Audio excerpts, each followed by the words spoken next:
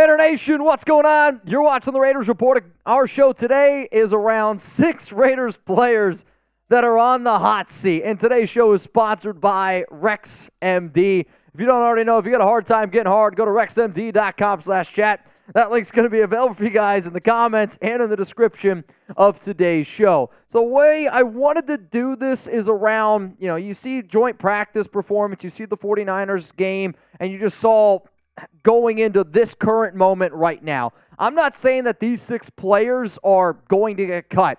I'm simply saying that if I was a coaching staff, I would turn up the heat on these dudes because we need to see more from them as it stands right now. They're not ranked in any particular order, so please keep that in mind. So here we go, our Raiders hot seat list. First name coming in here, it's Duke Shelley. And it shouldn't be much of a surprise. I am a fan of Shelley. The moment that the Raiders signed him, he has been a player that I will continue to say deserves to make this 53-man roster. However, the current situation for the Raiders cornerback, it's not great because when the Silver and Black released their very first depth chart of the year, and I get it, take it with a grain of salt, but he was buried on that depth chart. I mean, way, way down there.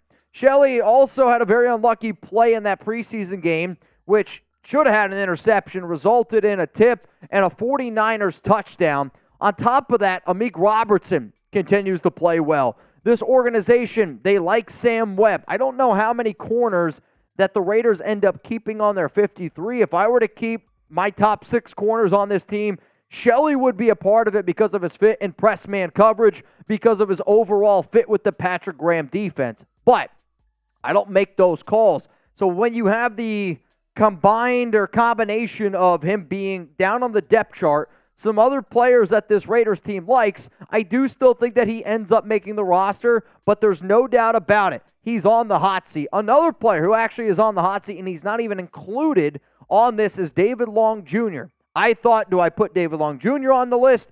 Do I put Duke Shelley on the list? Hell, both of them could be on this list. So here's your opportunity to be Dave Ziegler, and I want you to make this decision right now. And you know what? It's going to be the pinned comment on today's show. Will Duke Shelley make the 53-man roster for the Silver and Black? Type M for that he's going to make it, or you could type W for that he won't. Let's go to the next player here on the Raiders hot seat list, Darien Butler. Linebacker, second-year player out of Arizona State, and I know he's got good connections with Antonio Pierce, the Raiders linebacker coach. However, Butler played decent against the Niners with 3 tackles, and he did have a pass breakup. Curtis Bolton, though, outplayed him. Bolton was arguably one of the best linebackers on the Raiders in that preseason game against the Niners. On top of that, Las Vegas likes and has been impressed with UDFA Drake Thomas. We've seen the Raiders bring in linebackers in on visits. We've seen the Raiders, try to sign a Darius Harris. Unfortunately, he was injured, and he's already on his way out. So for Butler, not knowing exactly where he stands on this team, they're going to keep a Luke Masterson. They're going to keep Robert Spillane. They're going to keep Divine Diablo, and they're going to keep Amari Burney. I do not anticipate this organization keeping 5 linebackers on their roster, and if they do, it's not going to be Butler. It's going to be Drake Thomas. At least that's where my 2 cents lies. Last season, he did get some opportunities to play, but that's because the depth last season wasn't nearly what the depth is this upcoming season for the Raiders. He had 11 tackles. He's got some connections with the coaching staff.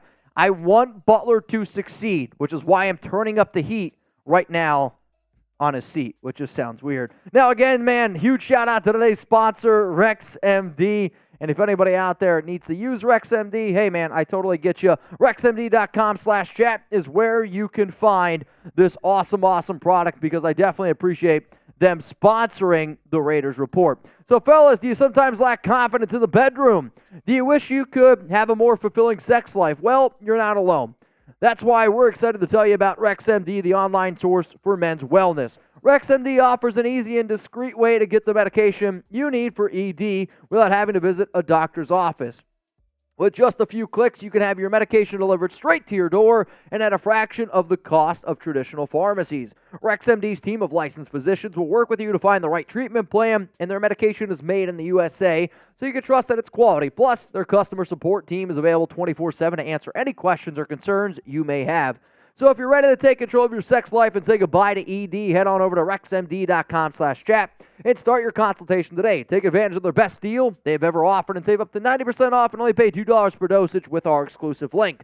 Go to rexmd.com/chat for this limited time deal. Starter packs of generic Viagra or Cialis are now available for our listeners to get started. That's rexmd.com/chat for up to 90% off. All right, let's go to the next player here on the hot seat. It's Matthew Butler, defensive tackle for the Silver and Black.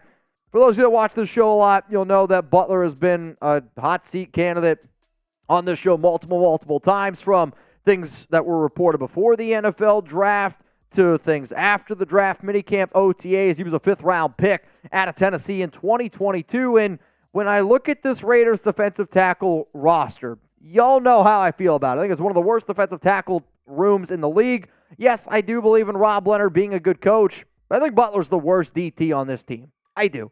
And when I say that out loud, if he wasn't drafted in the fifth round, if he wasn't, a part of this McDaniel-Ziegler regime, he wouldn't make this team.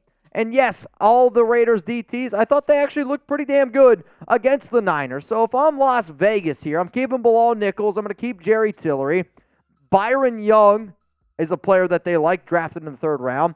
Neil Farrell Jr. has had his ups and downs, but the upside is definitely there. And then Nesta Jade Silvera's flat out outplayed Butler.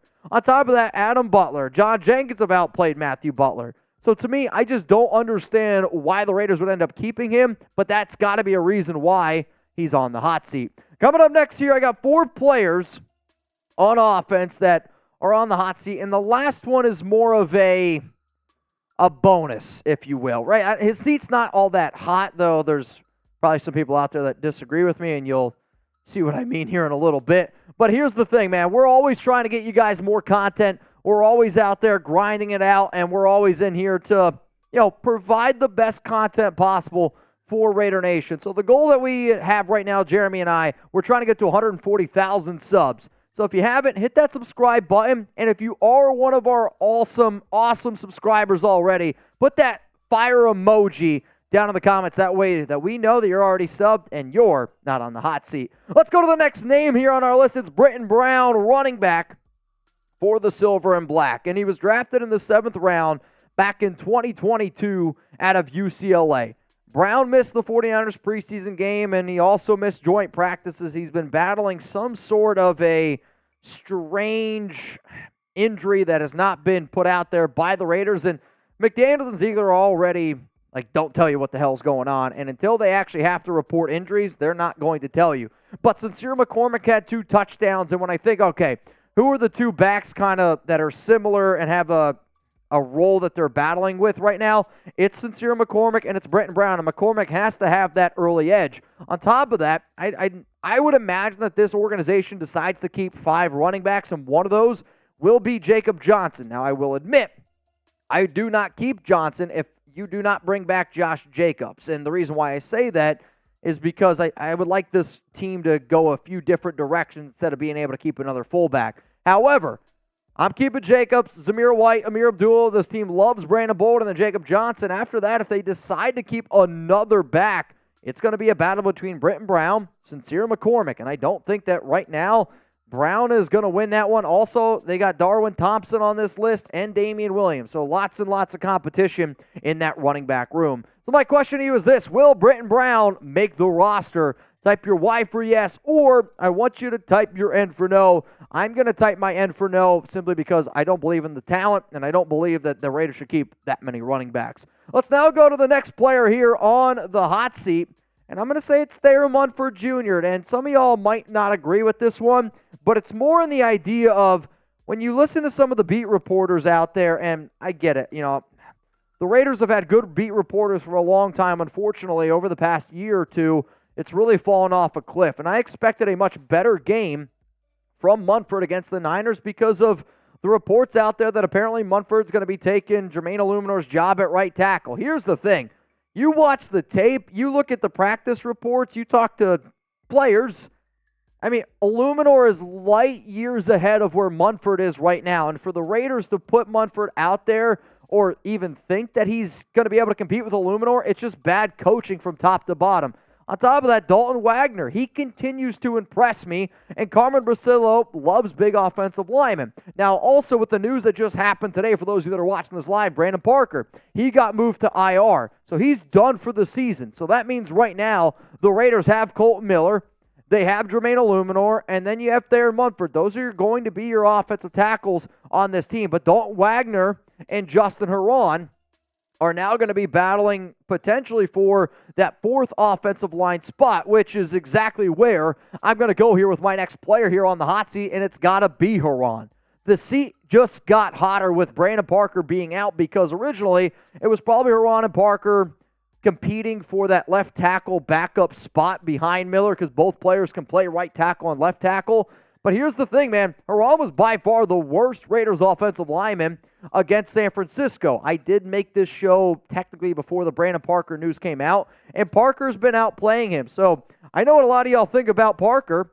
If Parker's out playing Justin Herron, that's bad news. And then I saw what Dalton Wagner did. Solid run stopper. A solid run blocker coming out of Arkansas, UDFA. Herron looks like he's lost his step coming off the injury that he sustained. Yes, the Raiders traded for him last offseason. They gave up a 6th-round pick, and they got a 7th-round pick in return in 2024. But that doesn't mean he's a lock to make this team by any means necessary. So right now, here are my 6 Raiders players where I'm turning up the heat a little bit because you need a wake-up call. Duke Shelley, Darien Butler, Matthew Butler, Brittain Brown, Thayer Munford, and Justin Herron. But Mitch, didn't you say we were going to have another player? Yes, I did. So here's this one, okay? It's Jimmy Garoppolo, and I want to put him on this list not because he deserves it, but because I pay attention to Raider Nation, because I'm on social media, because I see what you guys vote on our community poll, what you guys vote on our live poll. Let me make one thing very, very clear here. Jimmy Garoppolo is not going to lose his job, but that's not necessarily what a hot seat is. I know for a fact, and I guarantee you, I'm laughing right now because I know a lot of y'all are going to do the exact same thing. If Garoppolo goes out there week 1 and he shits the bed against the Denver Broncos, and if Aiden O'Connell plays the way that he's played in that first preseason game, people are going to be calling for it. Bench Jimmy Garoppolo, put in Aiden O'Connell. I can already hear it now, but that is what a hot seat is. So Garoppolo already knew that he had some pressure. He already knows he's got to be able to go out there and prove himself. He knows that he has to stay healthy. But right now, the nation, after O'Connell went 15 of 18 for 141 yards and a touchdown, a quarterback rating of 117.8, they want to see more of AOC. They want to see more of Farva. They want to see more of number 4. And if Garoppolo does not go out there and produce wins, because that's why he's here, to produce wins. If he doesn't do that, the seat's going to get hot real quick because the Raiders want some Aiden O'Connell. So here's my question. Pick a starter. Jimmy G or Aiden O'Connell. Type JG for Jimmy Garoppolo or type AOC for Aiden O'Connell. I will continue to say it's going to be Garoppolo. That's the Raiders' plan. That's what they want. The only way that you're going to see O'Connell as a starter is if Garoppolo gets hurt, because this team and organization has a plan for Aiden to sit back, learn behind Jimmy G, learn behind Brian Hoyer, and then in 2024, you hand the keys to the car to Aiden O'Connell.